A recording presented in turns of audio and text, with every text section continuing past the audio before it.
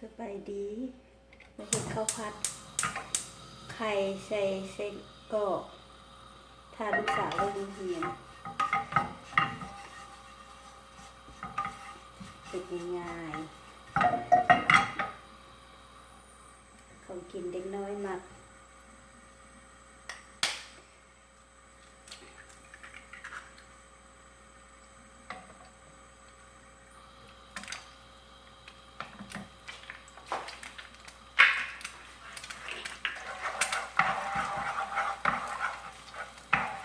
ลูกสาวมัก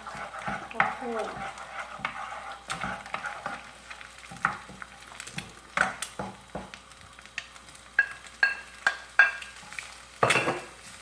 ใส่กรอก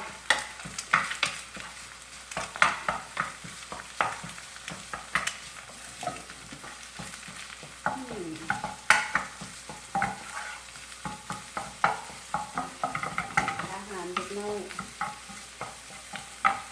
เลือกโรงเรียนมาได้หิวข้าว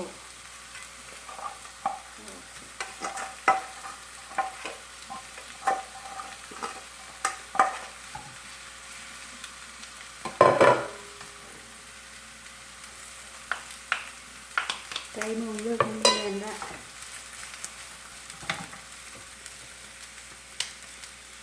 ไทย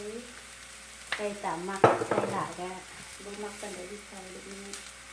ที่เกลือเซ็กซี่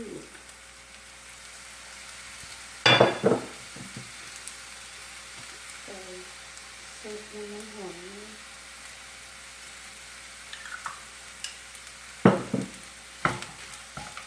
ใส่ตามใจนะ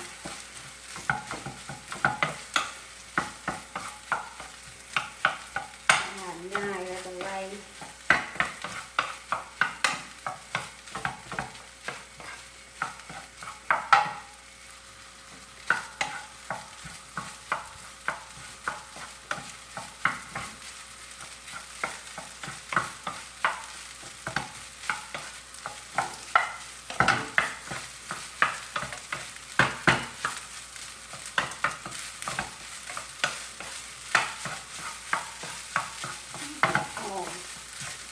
เกี่ยวกระเทียม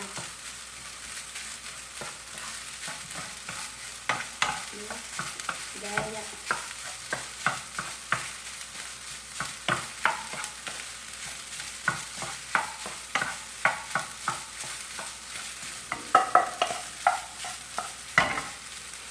ได้ละตักใส่ถ้วยกันตักใส่ถ้วย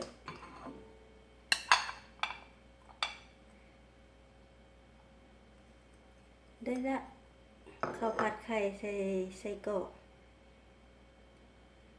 เห็ดไว้ทานลูกสาวเลิกโรงเรียนมา